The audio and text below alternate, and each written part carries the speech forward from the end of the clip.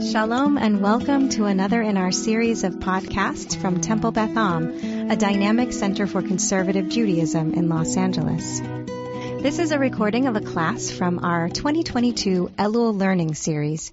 I'll do a little bit of introduction to what we're going to do, in part because there are a number of people who are going to take this in asynchronously by listening to this on the podcast, also expanding our geographic reach. So I want to thank, first of all, Rabbi Schatz and Ari for framing the learning that we're doing this Elul as a back to basics learning. It's really important that sometimes we have a chance to do a reset on our learning. And in this particular case, Suzanne happened to have reached out about some of the poetry that she crafts, and I'll introduce her in just a moment, particularly in the realm of grief and mourning. And during this reflective time on our calendar, it made a lot of sense to us that we would take some minutes to be in conversation out loud for others to be witness to and to learn from, and perhaps to chime in as well, to talk about the poetry that's associated with grief and mourning, and to compare and contrast some of Suzanne's original poetry with the liturgy, which itself is poetic, that comes at the junctures in people's lives where they're marking grief and mourning. So Judaism counts our liturgy often by occasion, and there are occasions that are fixed on the calendar like holidays. Right now we're talking about liturgy and poetry for the occasion, so to speak, of being in the formal cycle of grief and mourning, and also being in an emotional and spiritual place of grieving and mourning, which may or may not line up. In a little bit, we'll get to talking about the grief and mourning process as it begins even before someone is deceased, because that's the reality of the human experience, that we begin to anticipate grief as well. So it's a pleasure to introduce Suzanne Weiss Morgen, who is a prolific writer and a talented vocal teacher, and also a composer of Jewish music, some of which we've gotten to experience at Beth Am. I'm really grateful that you brought this idea and this poetry to us, Suzanne. Thank you. Thank you so much for having me. It's a real pleasure to be here and to share some of the things I've written, which I think can help people express perhaps what's in their heart, but they don't have the words to bring it to fruition. And I'm hoping that these poems can touch a chord in people. It's a great way of framing exactly what we're trying to do with crafting poetry for these occasions. Because like I said to you in our initial conversation, Suzanne, the idea of the liturgy for a funeral or a shloshim, or even being at the bedside of somebody who is at the edge of death, or apparently at the edge of death, all of that liturgy is really meant to be there to serve when you're not sure what to say, when you don't have the words. So that's really the purpose of all liturgy and poetry in this realm. And I experience your poetry as grappling with that exact same problem that our ancestral canon writers did, but instead tackling it in the contemporary context and with language that makes sense to us in 2022 and might even capture more brightly the spirit of how people are experiencing death and mourning nowadays. Does that resonate? Absolutely. 100%. 100%. So then I think that we should start by having you read for us the introduction, just a snippet that you excised. Do you want to give a little introduction to where this comes from as I put it up on the screen? Sure. This was an article that I wrote. There was a lot of research done about how to help people who were really grieving. Some people who were having very difficult and prolonged grief, and others who were just beginning the grief journey. And one of the ideas that came to the forefront was that a lot of psychiatrists and psychologists had started to really appropriate poetry, and they felt that poetry could really help to heal grief. So there were actually circles of people started around the country who came together, often with a clergy person, but sometimes just with the therapist, and who worked out their grief through poetry. So this is part of an article I wrote about it. When you're grieving, poetry can be both healing and revealing. Hurts long buried can rise to the surface, and complicated chokeholds of thoughts and emotion can find words to express themselves. The rhythm, rhyme, and reason of a poem helps provide a pathway straight to the heart, penetrating deep into your aching bones along the way. There is no correct way to grieve. We weave and wind along the non-linear path in our own particular way, and there is no judgment or need to compare. Poetry can be there for you through the twists, turns, and detours as a trusted companion and loving, understanding friend. You know, I'm wondering, as you read that, if there is a time that you can recall when poetry did something for you like this, whether in the realm of grief or something else, just to speak about the impetus or the feelings that fed into your writing this. Absolutely. Well, as you see at the bottom here, I ended up writing a book called The Arc of Grief, Poems for the Journey. Its website is www.whitemorningpublishing.com. It's available on Amazon. But all of that put aside, this was the outpouring of grief that I experienced as the result of losing my parents within months of one another several years back. My mother passed away first. My father experienced, I think, profound grief. And a number of months later, he himself had an acute situation in terms of his own health. Hers was more ongoing, lasted for years, but his was acute. And before we knew it, he was in the emergency room, then he was in intensive care, and 2 weeks later, he had died. So I was overcome really with the idea of having had two living parents and suddenly been put in to the orphan category. And I just didn't know how I was going to process all that I was feeling. And I just started writing. And I just was writing constantly on scraps of paper. I remember being at a concert. I was writing in the program of the concert. I just couldn't stop writing, just enormous amounts of stuff pouring forth.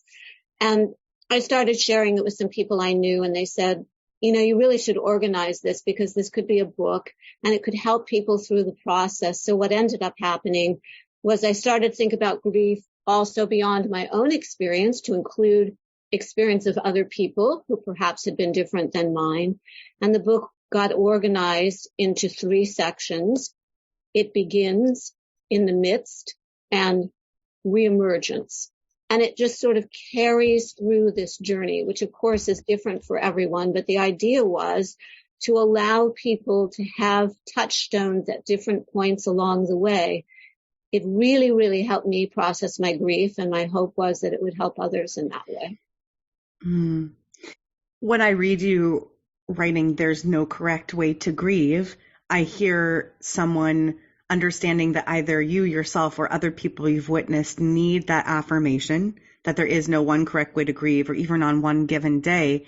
And part of that feels really interesting to me is if we acknowledge that there's no correct way to grieve, we're also acknowledging that the vast universe of possible experiences that people have in the way of the journey through grappling with their grief, through their loss, through mourning, it calls for a growing body, an infinite body of literature or texts or other ways to comfort. Because for every which way that somebody might grieve, there's a different tool that they might need in order to get through some of those narrow places within that journey. So in acknowledging that truth, and I agree that that's a truth, there's no one correct way to grieve, I see affirmation also of the need to continue to create poetry to respond to the human experience of grief.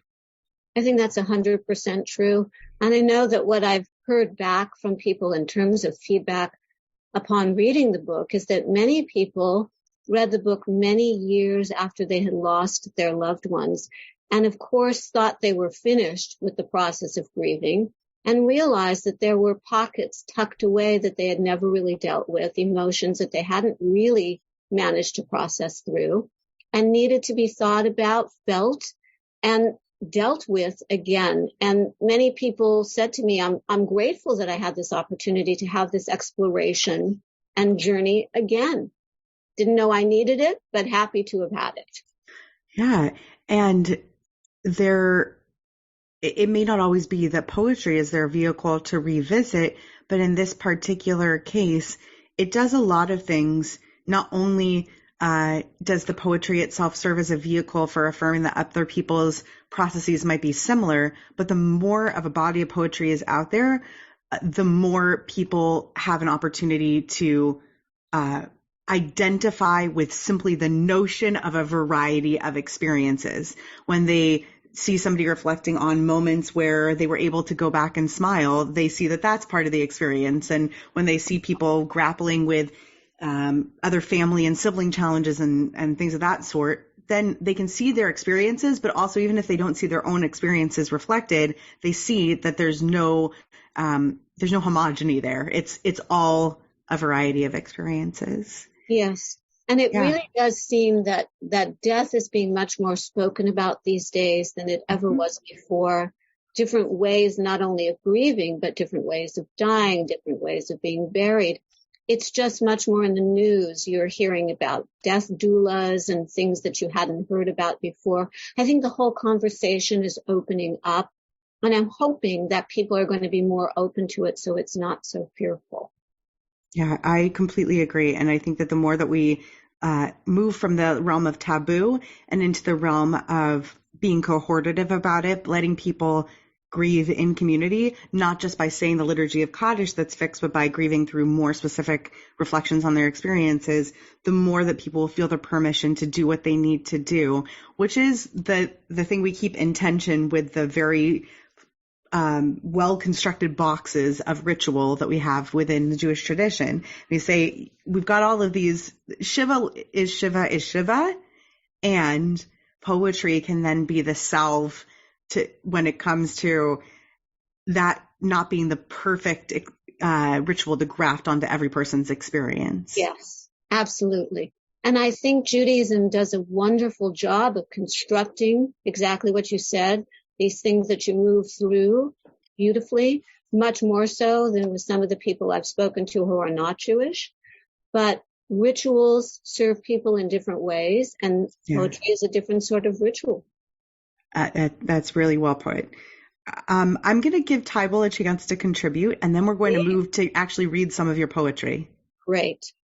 So Tybal, go ahead. Well, I don't know that it'll be a contribution, but when Suzanne was just speaking, I thought of two things, and if you can, it may not be fair, I wanted to ask you to comment.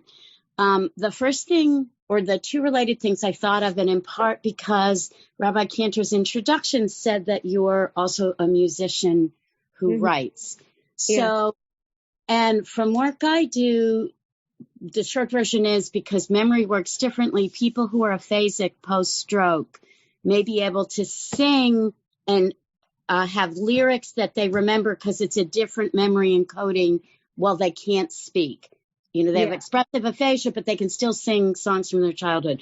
So one piece is and I understand the word part, but if you have a sense of how the poetry might be different than trying to do it through music. And then the related thought is, because it's such a much older modality, decades and decades, and there's even a profession of art therapist. Actually, for all I know, maybe there's poet therapists and I'm just out of date, but the longstanding profession of art therapy, I just wondered if you had any insight about when poetry can reach a different part of the grieving than the music or the art or any other modality.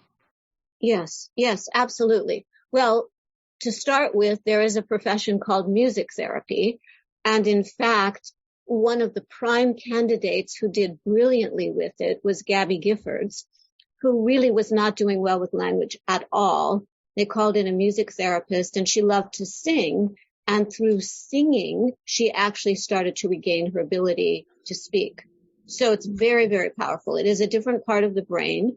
And absolutely, people who cannot speak can express themselves through song.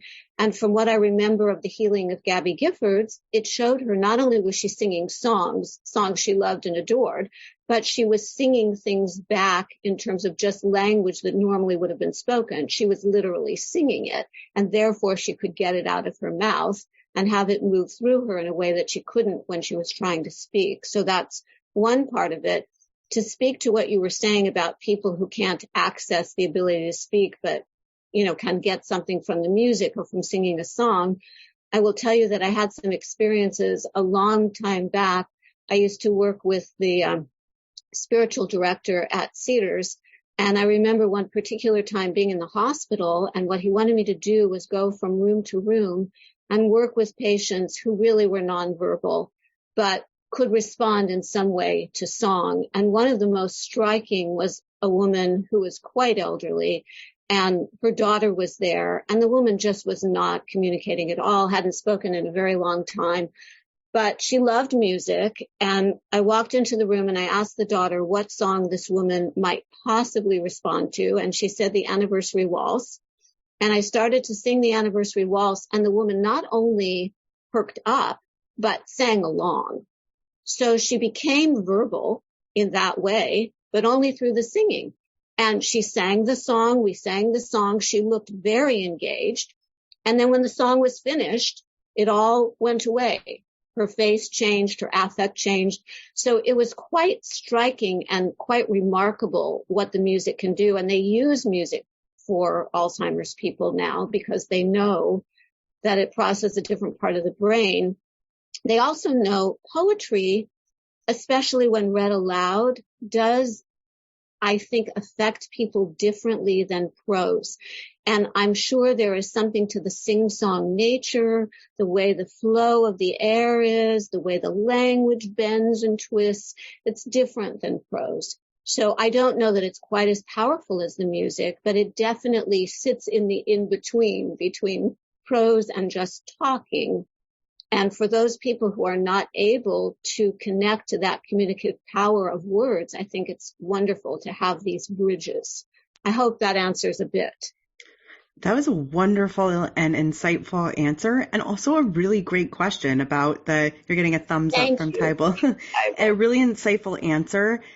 And I think that one of the things I appreciate about a question like that is that it opens up my eyes to thinking about who is utilizing and wielding this poetry and under what circumstances, because grief isn't necessarily an emotion that's directly in response to a recent death of someone who we loved. Grief is so much more than that, and grief can be for a lot of things. It can be for our body as it used to be. So I'm also picturing the way that poetry can be healing the grief that someone can have for no longer being the person, the physical entity that they used to be. Absolutely. And I think grief is very widespread. This particular section of grief that we're dealing with today is about death, but it certainly could be about divorce. It could be the loss of a job. It could be the loss of a friendship. It could be that you're now living in a different place and you really can't acclimate. I mean, there are so many things that you could be grieving. So with that, we're going to go to the first section of what and whom we could be grieving. And I'm going to put up on the screen a couple of poems in a row that Suzanne is going to read for us about the loss of a parent. So this is called Dear Mother. Dear Mother, I'm thinking about the beginning, that very first inning in the great game of life. You were there from the start with your wide open heart and loving eyes, the ties that bound us together present so early on, and they remained until you were gone and beyond. With care and concern, you helped me to learn so many lessons, so many sessions. All my resistance you met with persistence and never let perfect get in the way. We would huddle and cuddle, and even when there was dissonance, and there absolutely was, I always knew you loved me, You tamed my hair, encouraged me to share, and let me see how much I could bear. You urged me to dream and be part of a team, taught me how to handle a fork and knife. All that and how to play the game of life. Dear mother, you were a treasure. The measure of your worth hard to define. So blessed you were mine. You survived great explosions of teenage emotions, commotions when voices had edge. And for a while there was a wicked wedge between us. But the tension would burst. Sometimes I'd give in first. More often you'd soften and somehow make peace. And after a good cry and some much needed space, sweet release. You guided and helped me grow up and move out and move on and get through things I needed to do. Dear mother, that was you. Your love kept on flowing and growing until it was time for your final goodbye. When I felt your permission to cry and cry. You were there for your lifetime and well into mine. I am grateful for all that we had. There are pieces of you deep in me, little fragments of your DNA that are with me each day. I cherish my beautiful memories. I can still breathe you in, no matter how long it's been. And when I miss you, I kiss you in my mind. Dear mother, I know you played the game of life like a real pro until you simply had to go. We're going to move almost directly into the next poem, but I want to keep in mind a few things that stand out to me as I'm listening to this poem about one parent and we're turning to another poem about a parent and thinking about the tense that you're writing in and the mindset of the narrative voice in this. And I want to keep that in mind as we move to the next poem, this one named Father. And we'll have Suzanne read this as well. Father. Having you as a father was a real gift. You would lift me onto your shoulders, both physically and figuratively, providing me of you knew I'd otherwise not see. I never knew how you felt about me when I entered your world. I was born, and just like that, you put on your dad hat. Was it comfortable? Scary? A natural fit? We never discussed it, not one little bit.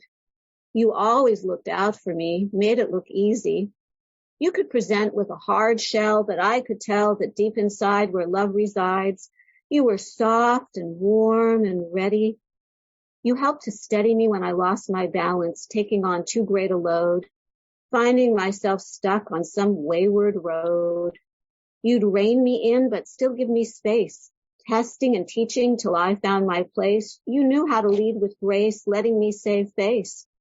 You calmed and coached and cared, and I fared all the better because of you. You talked about people who you admired, telling their stories to get me inspired.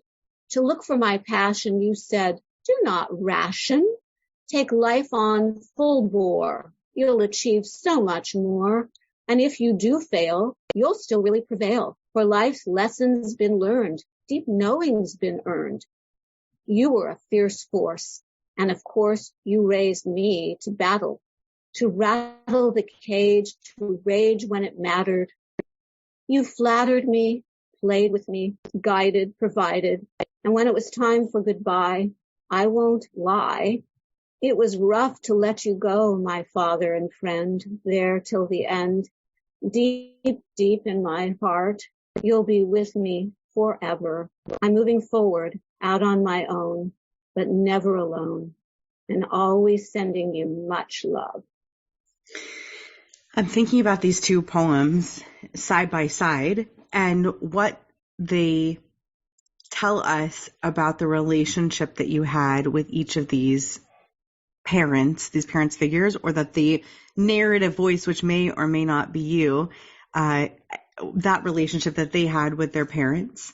I'm noticing some of the differences between the two. One is that while there seems to be more of a dynamic relationship, one that went through tumult and cycles with the mother figure and the author, in terms of the father, there are both questions unasked, but by contrast, an actual conversation remembered. It's as if in the mom poem, the mother poem, there's so much that's remembered about the many arguments and dynamic times and things taught. But with the father, while there's some space, some distance, some curiosity about what his emotional place was, there are these very specific moments, the lifting on the shoulders and the memory of the conversations, the quotes of things that he said and spurred forward.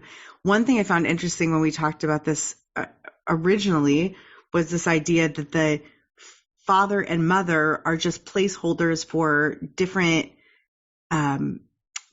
models of parent. Some people's fathers may be more like the mother figure in the poem. Some people's mothers may be more like the father in the poem. But the point is that these poems are really interesting side by side because they show us that even in the grief for a parent, what we remember, our treasured, preserved relationship, even if we have what seem to be two apparently very healthy lifelong relationships with parents, they're very different from one another. We don't have an example of a poem here that starts, "Father, you were a real such and such," and we certainly could have that poem too, but already you see here the variation and experience.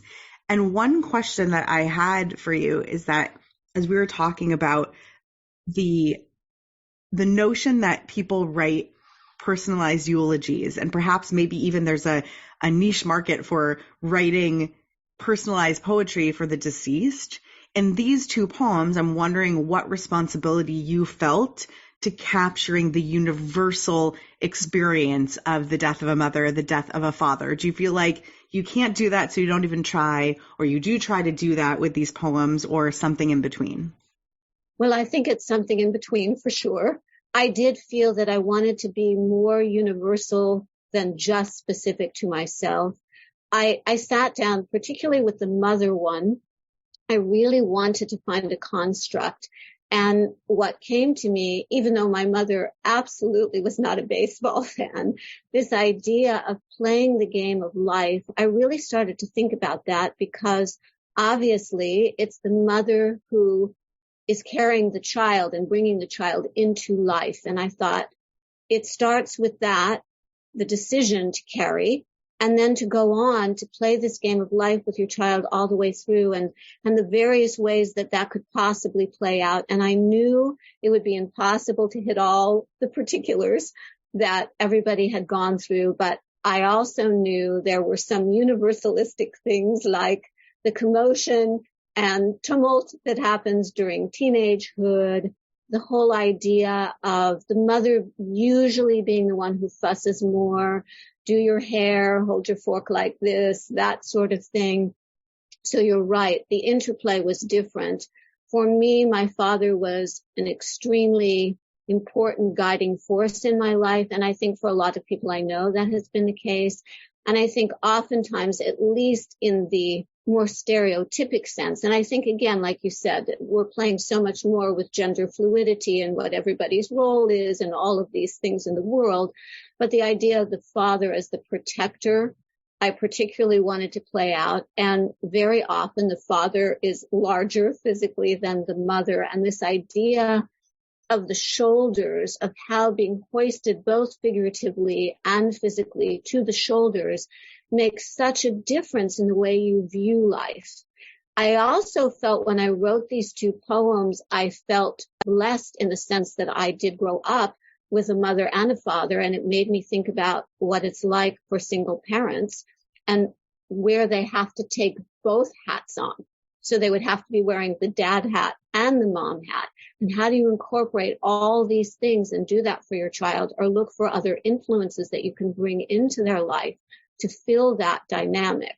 But I knew I couldn't hit it all, but I wanted to make sure that I hit enough that when people heard these poems, it could at least touch a small part of who they were with their mother and or their father. That's really brilliantly developed and designed, and also a good reason for us to read them together so we understand that the characterization, it's just different, the relationships we have with each parent. I'm also mindful that by contrast to this in a moment, this really is a second person speech to somebody who is clearly deceased, or I suppose could be said about or to a person not yet deceased, but really seems to be intentionally speaking about the person in the past tense, but speaking to them. And by contrast, we're going to focus in just a few minutes after we turn away from this section of the liturgy to this idea that there's also what to say when we're pre-grieving someone. But I see you playing with the images of how do we deal with a person whose story is over, but we're still talking to them. Absolutely. 100%. And I think people don't stop talking to their loved ones just because their body in form has left the earth. And all of those things still continue on. And of course, it's the cherishing of the person. They always say that if you grieve with immense emotion, it meant you loved with immense emotion, and that these things are inextricably tied to one another. Agreed. When somebody has an experience where they're having a strong emotional reaction, it means that they're lending import to that experience. And so the same is true of grief. So clearly these people are important if we have what to say about them. So I want to turn to the traditional Jewish liturgy that's used at a memorial or a funeral service. For those who aren't aware, what's remarkable about a Jewish memorial or funeral service is that there are only two pieces of liturgy. There's only required, the only liturgy that's required in order to do the burial is a hesped, a eulogy that's written about the person, and the liturgy of El Malei Rachamim, unless there's a special occasion on which we read something that's in the place of El Malei. But most of the time, it's El Malei Rachamim, which is a memorial prayer we're going to take a look at in a moment as a poetic piece. Later, Mourner's Kaddish will come into play, but the truth is that Mourner's Kaddish is really not a part of the burial. Mourner's Kaddish is once the burial is done. So the only liturgy at a funeral that's actually pre-prepared and asked to be performed at a funeral is that El Malei prayer. And I want to point out a couple of things about it, but first we'll look at it together. So we say El Malei Rachamim Shochein Bamromim. So we start by just addressing God who is full of mercy, the one who dwells on high, Malei Rachamim, full of mercy and dwells on high. Hamsei Menucha, provide or find for rest, Nechona, proper, correct, complete rest, Al Kanfei HaShechina, on the wings of the Shechina. And you can even see in the Hebrew here how Shochein Bamromim and Shechina are put close enough together in the liturgy such that we understand that God is the dweller on high in the realm of, we're calling on the aspect of God that is Shechina, that is the dwelling one, and is often, by the way, seen as the more merciful and maternalistic aspect of God. B'ma'alot kedoshim utorim, in the pure and high heights, kizohar harakia mazhirim, that shine like the shiny places, right? That shine like the sky. Zohar zehirim. See how that poetically plays into the same taking of a construct and putting it into a later word. I'm pointing this out because that duplication of the use of roots tells me that this is less prosaic and more poetic. There's a deliberate use of parallelisms, what we call tikbolot, or like poetic lines that are saying the same thing but saying them in different words, one after the other. So it's a parallelism. Et nishmat, that is directly to the soul of, and then we enter the person's name. Here, sometimes, just to contrast it with the mother and father poems, we actually say, Imi mori, my mother, my teacher, or Avi mori, my father, my teacher. Sometimes people do that with their Rav as well, with their teacher. So sometimes we even put in a sweet title and insert kind of like a moniker in order to give people a sense of the relationship. Shehalecha le'olama, that went on to olam, the forever place, the olama, that world that belongs to the Shekhinah, the forever world. Ba'avor shenadvu tzedakah be'ad haskarat nishmata. And in this case, we sometimes do say this line, we sometimes don't, but we say kind of on condition of, or for the sake of the charitable giving that we're going to do, conjoined to our love of the memory of this individual. So it's sort of pledging on behalf of this deceased soul that was always a part of this liturgy and has been excised in some places, but it was an addition that was kept and is kept in many people's liturgies. I just don't always hear it in conservative environments. This idea of pledging tzedakah. Began Eden Tehei Menuchata, in the Garden of Eden, meaning in that internal heavenly place, may her rest be found. Lachein Baal Harachamim, and thus, Master of mercies, again calling upon God's merciful aspect. Yasti Reha Beseter, see the duplication again of these two roots, right? Shade them under shelter, or shade them under shade, kanafav le'olamim, those wings, remember kanafecha, forever. And again, you see the repetition of olam, olam, olam, which means both world and forever at the same time. The yitzror, bitzror hachayim, you can see and hear in there also the duplication, and bind up in the bounds of life at nishmata, that is her soul. Adonai hu nachlata, God is her inheritance.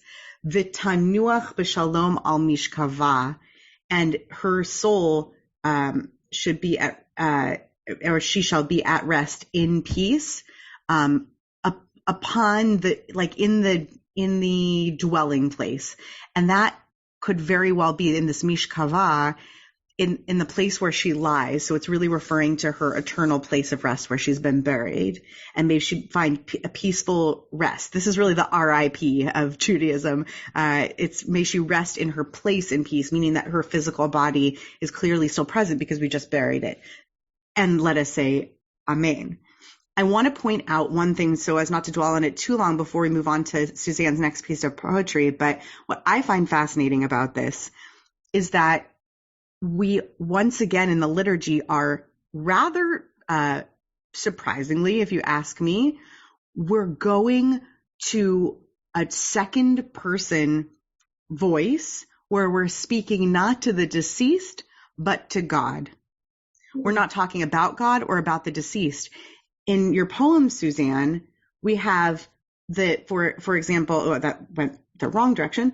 For example, we have, having you as a father was a real gift. So we're speaking to our parent in the second person, but apparently while they're not present with us in that place, it seems that they're deceased, but we're talking to them.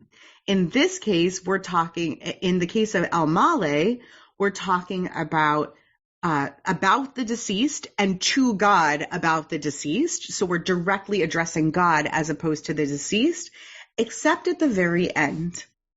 Adonai hu nachlata. It's as if we turn away from God. Everything that's praying to God is, may she find shelter in the eternal resting place on high. You who is the dweller, the merciful dweller on high, find this rest place. And then in the very end of the poem, I'd be curious for your reaction, Suzanne, and perhaps anybody else's, we stop addressing God and asking God to give them comfortable eternal rest, and instead seem to narrate in the third person, God is their inheritance.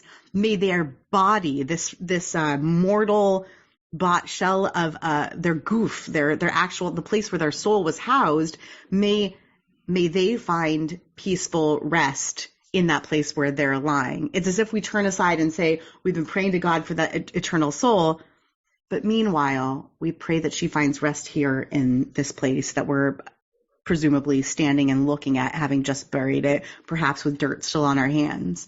I find that turn in El Male fascinating, and I would love to hear, as a poet, any impressions that you have or anyone else's take on that. Well, before I speak, would anybody Would anybody else like to speak? No? I think you're on. You're the practice. Okay. Tybal, raise your hand. Oh, I'm okay. being brave because I put it in the chat and just say duck, but I'm very interested to know, because what spoke to me most, I think also to Rabbi Cantor, was hearing them together, hearing and seeing, because I read and I heard the contrast. And again, it might be because we're all different, even if you have the similar relationship to the same parent. I mean, different parents anyway. What I wanted to ask, if you're willing to say, is where you are in the birth order and just genders, because we're older, so gender is not such a big deal to ask, but genders and birth order, because there was something in one of them that made me wonder. Well, interestingly, I am an only child, so take it for what it's worth. Oh, now I'll just say that's fascinating. It is really fascinating. And I'll say, Tybal, that one thing that Suzanne and I have bonded over in the past is our only child list, because it is a very interesting way to go about life. And also it changes, I think, I say this with both of my parents, thank God, still alive. It certainly changes the notion of becoming an orphan. When one is an only child, it's just a different experience. I say that as somebody who witnesses both only children and also people with plenty of siblings losing their parents. It's an extraordinarily different experience. Sometimes it's easier because there's nobody to reckon with a different account of what that what that parent was as a human, as somebody who interacted with them, because that can create a really uncomfortable memorial experience that people need to grapple with when they realize that their siblings, not just other people, but their siblings, had a completely different impression, either more positive or negative or just simply different, of the parent that they shared. On the other hand, there is so much less loneliness, even with those who have siblings with contentious relationships, or even where there is conflict. There is still company. There's a different kind of company, having shared loss in that particular way. So I say, as an only child and also watching other people lose, that you're absolutely right, that having siblings does change the nature of the way that people mourn. I would certainly agree with that 100% all the way. I think that I interestingly have a student, I'm a voice teacher, who's probably in her middle 30s now, who's incredibly close to her parents, but the parents are older. And sometimes I think to myself, boy, it's going to hit you in a way that you have no idea, because she's so entwined with the parents right now. And she doesn't really realize what it's going to feel like. And her father, it was a second marriage, and the father is much older. And it will hit her like a ton of bricks. But there's nothing you can do about it. That one of the things I wrote about in the poetry book was this whole idea, you think you're preparing, but there's nothing that prepares you. When it happens, it still hits you in a way that no amount of preparation could make any difference. You just have to go through it. Yeah, and because this is a discrete time slot, we're not going into all the edges of your poetry, Suzanne, but also we could talk about the way in which losing a parent is radically different than losing a different loved one. Yes. It's having somebody with a different relationship. We're about to turn to a different experience, but it doesn't necessarily highlight the different types of relationships we have with the deceased. It has to do more with when we're entering this poetic phase. So I agree that we're not talking comprehensively about all the experiences. So let's go to that next poem and have you read it for us, and maybe without introduction, so we can simply go into it and see what we feel. Okay. Letting you go. As I gently cradle your hand, I'm hoping you still understand I love you so. How do I continue to let you know? And how do I finally let you go? Your terminal status confounds my rational mind. Find a way out, my gray matter screams. It's not really as hopeless as it seems. Yet my heart is weeping in farewell. Hell has descended. Have we mended all our fences? You exist in a state neither dead or alive, barely surviving. There is no more thriving, your driving force crushed, hushed by the prison of this horrible condition. Can I bring myself to let you go? Knowing I cannot continue to hold you hostage to my own insecurities, my immaturity, my desperate fear you would no longer be here. You show me in your way you are ready to leave.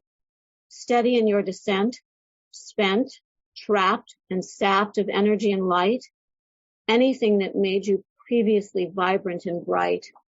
I see you. I hear your silent screams.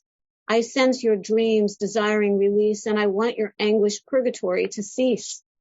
You must be freed to reclaim your brilliant, beautiful, true soul, whole, radiant, and complete, the special treat the universe eagerly awaits. Death must be faced. I must let you go, allowing your ascent to that heavenly sight, taking flight with the angels by your side as your guides to soar and explore, tethered no more.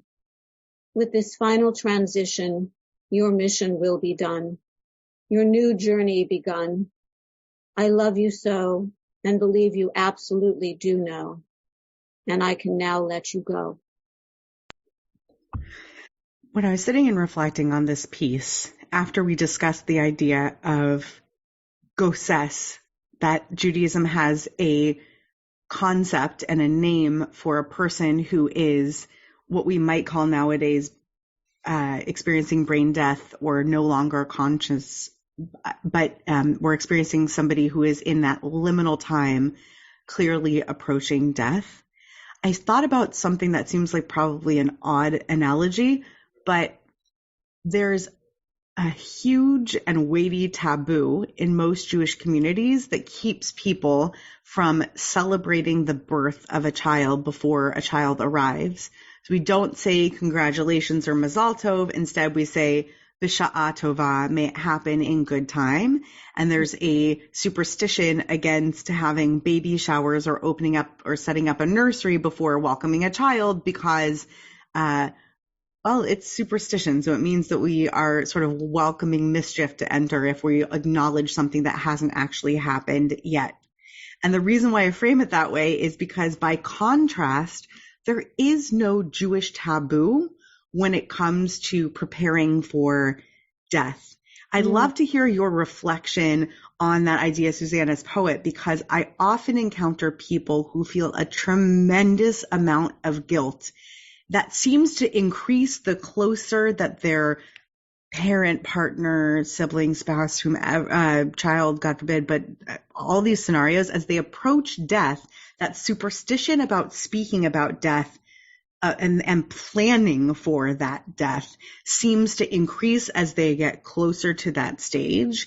And yet there is this permission, which you are certainly leaning on in this poem, that we ought to, and certainly can if we wish, speak in the second person to the person who's leaving the world and or speak about that and make plans. In fact, I encourage all of us here who don't yet have ethical wills and things along those lines, we ought to be preparing personally even for death. So how is it just natural to you that you're able to talk about, that you're able to imagine and craft the scenario in the poem where somebody is speaking to someone, giving them permission to go and talking to them about the fact that they will soon be deceased? Or does it seem perfectly natural to do that because Judaism does that? Or is there some sort of a taboo feeling for you around it? No, I don't think there's a taboo feeling. I actually came at this more from the standpoint of thinking about the person who's in this limbo status and the idea of my being able to let them go. That so often it's this idea of them clinging to life in some way. It's the idea when you're thinking about the many siblings that this one lives in this country or this state and they have to fly in to be at the bedside and the father or the mother is hanging on desperately and then the child finally arrives and then they die. And it's the idea of giving permission on some level for them to exit, to have this transition, to be allowed to be free to their spirit, to their soul, to be able to leave the body because they're hanging on for me. The other side of it is that I, as the person hanging on, have to come to some sort of reckoning with those feelings, which I wanted to talk about, this idea that sometimes it's a very selfish thing. The person is not there. And why are we making them stay when we really should release them? If we love them and cared about them and they gave us so much in our lifetime, let them be free in that sense. I think guilt is always something that comes into play because we're constantly going to if only or what if, and the more horrific the journey has been, the more we tend to do that. But this was trying to look at both sides, perhaps the writer of this, not necessarily me, but the idea of, I don't want to be that selfish to hold on. And I want them to have the permission to go because they're crying out to go. And I hear them. I hear their silent screams. So I think that, in addition, that it's worth acknowledging that in addition to the taboo not being present, that we aren't allowed. In fact, sometimes we ought to give permission to somebody to go should they be burdened with feeling that we are in need of them sticking around. I agree completely. There's also a need in Judaism to reckon with our not knowing when we are going to die, or not knowing when someone is going to die. So I'll tell you a little bit as we move to the piece of Jewish liturgy around this, why this gets so complex. I'll tell an anonymized story where I went to go visit someone at their hospital bed. This person was no longer verbal or conscious, but their family was around them, 5 or 6 individuals. And I came in to speak to the family and asked if they would like me to do what's translated to English as the deathbed confessional, but is the vidui. We do a form of vidui all through the High Holy Days. And that's sort of a confessional that we do in the High Holy Day season. And there is a vidui specifically for a person as they're approaching death.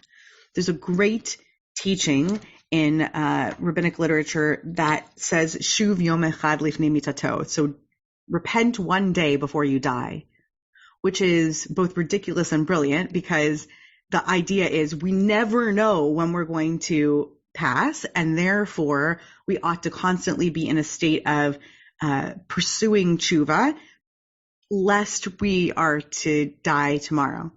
When I came into this hospital room and I asked if they'd like me to do the vidui, and they asked me to tell them what that was, and I called it a deathbed confessional, the family was tremendously upset because I said deathbed confessional in front of this no longer verbal relative, and they didn't want to acknowledge that this person was dying. They actually wanted this person to be free of the burden of worrying that this person was dying. And it's complex because it's pastorally important to be present to a family's desires to discuss death, to discuss it in front of all members of the family, to discuss it in front of the goses or gosesa, the person who is apparently on their deathbed. But by contrast, the ethos, the hashkafa, the outlook of Judaism is that we have the deceased, or if they're no longer verbal, an emissary on their behalf to say this confessional, acknowledging that they're about to pass from the world. So we have the deceased or someone on the behalf, the dying or someone on behalf of the person who is dying recite the following: my God and God of all who have gone before me, and they can say this in English or in the Hebrew, author of life and death, I turn to you in trust. Although I pray for life and health, I know that I am mortal. If my life must soon come to an end, let me die, I pray, at peace. If only my hands were clean and my heart pure, I confess that I have committed sins and left much undone, yet I know also the good that I did or tried to do. May my acts of goodness give meaning to my life, and may my errors be forgiven. Protector of the bereaved and the helpless, watch over my loved ones. Into your hand I commit my spirit. Redeem it, O God of mercy and truth. And by the way, the Hebrew of that comes from the from the end of the poem of Adon Olam, Biado afkid ruchi be'etishan ve'aira, into your hand I commit my spirit. The reason why that's such a beautiful poetic reference is that it's something we ought to say at night as we put our soul into God's hands. And then when we wake up, we say Moda'ani or Moda'ani, thank you, God, for restoring my soul to me. This is the ultimate bedtime Shema that we're about to actually say Shema itself by saying, Biado afkid ruchi, I'm entrusting my soul, my spirit into your hand. And I acknowledge that I may not and will not someday wake up to say Moda'ani. This is a final just entrusting of our spirit into God's hand. I find that stunningly beautiful, and I like that imagery, that poetic imagery there. Redeem it, O God of mercy and truth. And then we recite these lines that God is presently reigning over us. God has always been the sovereign being over this universe, and God will be the sovereign reigning being in this universe forever and ever. Le'olam, which also has that play on words of in the next world, le'olam va'ed. And then Baruch Shem Kevod Malchuto le'olam va'ed. May God's name that is full of glory be forever. And then the last words on somebody's lips or on their behalf may very well be Shema Yisrael Adonai Eloheinu Adonai Echad. The reason why this is so complex as a piece of liturgy is because it requires us to be ready to say this and to know that we are not ushering death by saying it, but to also express the wishes that God watch over us and over our people. It reminds me, lahavdil, it's so different, but I sometimes think about how my kids don't want to brush their teeth because if they brush their teeth, they know that there's like no more dessert possible, right? Because it means that they're going to bed and it's the end of things, right? I think that this is that feeling times a billion, right? It's the idea that somebody is giving up by saying this prayer, and instead it's intended to be an opportunity to make this confessional, God willing, while one's cognizant and can still do so on their own behalf, such that they have made peace and not just invited peace. They've actually made peace through these words. I'm curious what you think about the idea of poetry that's put in the mouth of the dying, Suzanne. I think this is going to be my last question for you before we wrap. What does it mean to suggest, like the audacity of that? Would you ever have the audacity to suggest that somebody, this is a poem that somebody could read? Could you imagine writing a modern vidui, or is that like unconscionable from your perspective? That would be difficult. I would really have to think about it. I was thinking about what you said about the family and their horror when you told them what this actually was. And I think that's the power of language. It just really spoke to me, this idea when you tell somebody this is a deathbed confessional, that it's the idea of when is it time to give up, and what does giving up really mean? Because I think giving in to the process of death is very different than the notion of giving up. And perhaps, again, there's the guilt on their part that they don't want to give up. Should they keep fighting for this person to stay a bit longer? You know, it's that very, very tense kind of pull of the cord between which way do I go and what does it mean? But it is sort of an audacious thing to put words into the lips of the dying. Yeah, I agree. And I'll close by saying that I once encountered somebody in tears at evening minyan because they had just buried a parent that morning, and they found the vidui in the back of the siddur, and they thought that they had been a terrible child for not having presented this liturgy to their parent to allow them to do it. And we talked, the two of us, for a while about how one can become quite, one can think that any little thing that they could have done differently would have been better. And so regrets are quite big at that juncture. And also that the vidui is there, as is poetry generally, for when you don't have the words. So if she did have the words to say to her parent, which she did at the time of his death, she had those words and she had those meaningful conversations, then perhaps she didn't need the vidui. And so I guess that what I want to end and close and thank you, and again, thank Ari Fife, who's been online with us, and also Rabbi Schatz for crafting this Back to Basics series. But I want to thank you for every time that you've created a piece of liturgy, Suzanne, that people have been able to say poetry, that they're able to put on their lips and their heart when they don't have the right words to say themselves. And so that is the gift of a poet, and we really appreciate you. And if people are interested in purchasing your book, they can find it at that link that Ari put in the chat. He put 2 links in to access the book. We're really grateful that you're a member of the community and that you keep writing and putting these beautiful things out there. Thanks. Yeah. Thank you so much for having me. And it's my pleasure. And I love the poetry to be shared. So thank you for that. That's fantastic. Thank you for being present for it. And I know that people know where to find you. And if they don't, they can find me and I'll help them find you too. Okay. And Ari, did you want to end by telling anybody what the next class is, perhaps? I don't know if you're still around there. I am here, just pulling up. Tonight, we have Rabbi Rambam's ongoing class for spiritual poetic expression of the High Holiday Machzor. Starts at 7:30 on the same Zoom link that you're on right now. So we hope to see you there. Fantastic. More poetry. Thanks again, Ari. Wish everybody a sweet, sweet rest of your Elul, and take care. Have a great rest of your day. You have been listening to another in our series of podcasts from Temple Beth Am, a dynamic center for conservative Judaism in Los Angeles. If you enjoy these podcasts, we invite you to write a review on the Apple Podcast site or wherever you get your podcasts. For more information about Temple Beth Am Los Angeles, go to tbala.org.